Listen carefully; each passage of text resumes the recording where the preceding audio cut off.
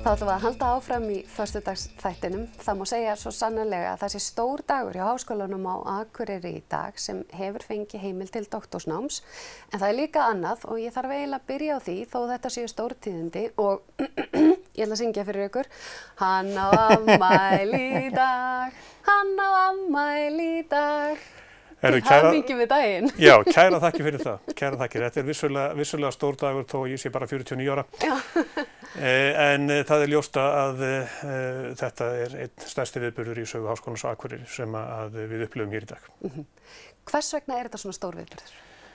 Háskólinn er búinn að vera að þróast núna 30 ára skeið og hefur verið að byggja sig upp frá því að vera lítil 5 manna stofnun yfir í að vera stofnun með 200 starfsmenn og yfir 2000 nemendur.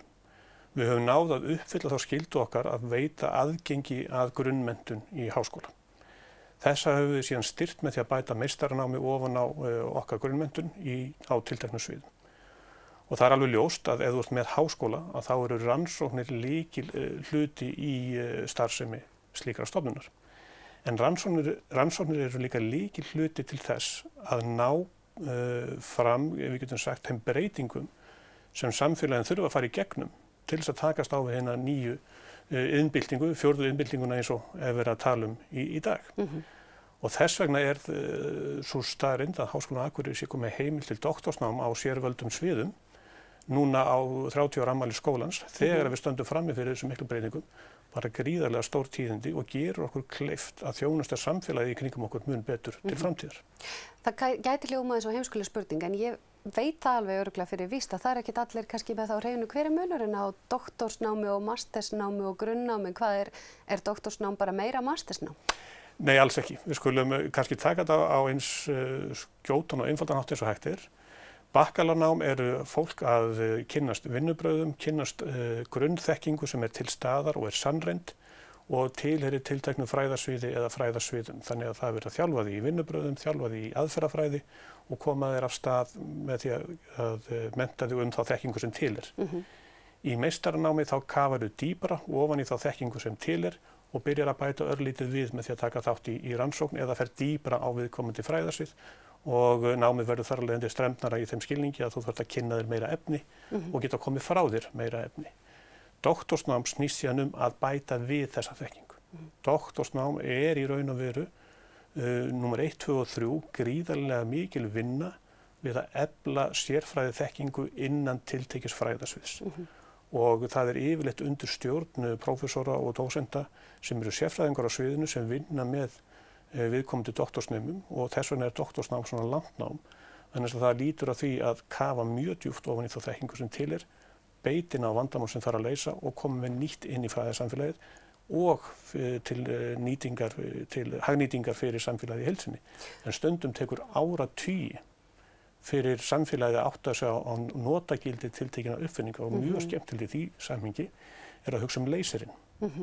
Laserinn var í raun og veru, við getum sagt, rannsóknir sjálfstæðra fræðimanna að samþjappa ljósi en þeir vissu ekki alveg til hvers. Já, nákvæmlega. Og síðan hefur mikið vatn til sjávar. Já. Nákvæmlega. En þú talaðir 4. iðnbyltinguna. Það er, ég held að séu nú allir orðið nokkuð meðvitaður það að það er gríðarleg bylting í gangi og hún er örugglega 100 sinnum meiri heldur en að maður meiri segja sér akkurat núna.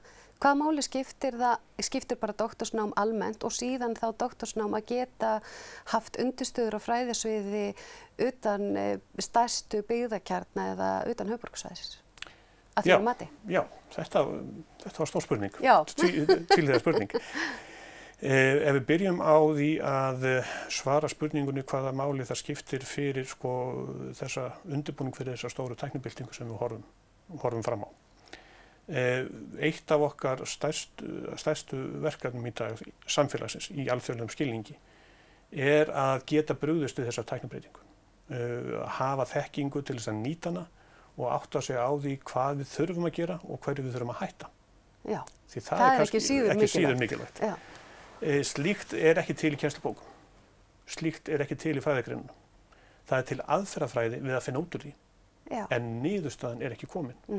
Þess vegna doktorsnám á rannsóknir svona mikilvæg eins og við þurfum að skoða og þetta gerir svo hratt núna. Hér áður fyrr gat fólk kannski leyft sér að stunda rannsóknir í 5 eða 10 ár og svo hafði það áhrifar á samfélagið. Nú erum við bara að horfa á þessar breytingar að gerast mjög hratt.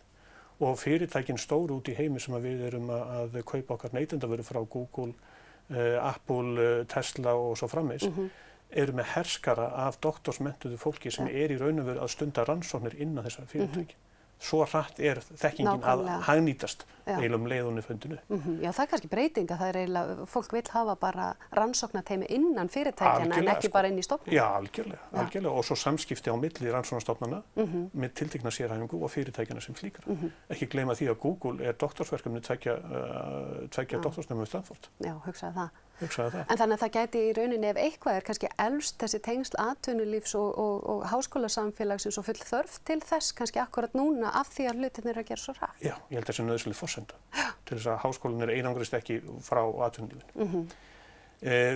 Og þá leiðir eiginlega sjálfkrafa af því að ef við sem búum utan stærstu byggðakjarna í heiminum viljum taka þátt í þessu, að þá var það hreinlega verðum við að hafa aðgengi að slíkri menntun og slíkum rannsóknum. Og við kannski erum betri í því heldur en stærri stofnanir, en sem við erum nær þá okkar samfélagi og skiljum betur þarfir þess samfélags, en við erum í tengslu við alþjóðasamfélagið og getum veitt þekkinguna inn í gegnum okkar gáttir. Og þá skynsamlegt líka að vera í samstarfi við annað háskólasamfélag af svipaðri stærðargráðu eða á jaðrinum eða á norður heimskautinu, nú talað heimskautarétt og svo framvegis. Háskólinn á Akureyri að fikra sig í þá átt meira en svona London, París, Róm, meira Færeyja, Grænland, Kanada, Rússland eða hvernig hugsið þið þá pælingu? Við hugsum þetta út af því að í okkar alþjóðlegu tengslum að þá erum við að tengjast meira hjá stofnunum sem eru til dæmis í Háskóla Norðurslóðanna og University of the Arctic. Merkilega við það að það innan þeirra samtaka eru 170 stofnanir. Þar að meðal til dæmis Háskólinn í Aberdeen og margar af stærri og frægari háskólastofnunum. Þannig að þetta sýnir bara aftur hvað við erum orðin alþjóðlega í okkar tengslum hér á norðurhvelinu að við þurfum að vera í beinu tengslum við allar þær stærstu háskólastofnanir sem til eru í heiminum, bara einfallega vegna þess að það er svo mikið að vera hvað varðar siglingar yfir norðurskautið og breytingar í loftslagi og svo framvegis. Og það ekkert, af því við erum nú að tala fjórðu iðnbyltinguna sem stóra málið, en það þarna bakvið þessi ofboðslega breyting, svona ofboðslega nærri okkur sem getur haft gríðarlega áhrif og maður veit eiginlega ekki, nei, fólk veit ekki einu svona hver á þetta svæði, hver á veiðiheimild, hver á siglingarétt, hvað með að vera olíuauðlindir og það veit eiginlega enginn. Þetta eins og næstu því að það sé aftur landnemar á jörðinni. Já, nánast. Þetta eitt af síðustu svæðunum, Suðurskautslandið þó eina sem eftir þar sem við kannski raunverulega þekkjum ekki hvern fersentímetra, sko. Við erum í miðju þessa umróts sem land og sem fræðasamfélag og við munum sem Háskólinn á Akureyri einblötu okkur enn frekar í þátt, en þó á þeim fræðasviðum sem við erum að vinna í.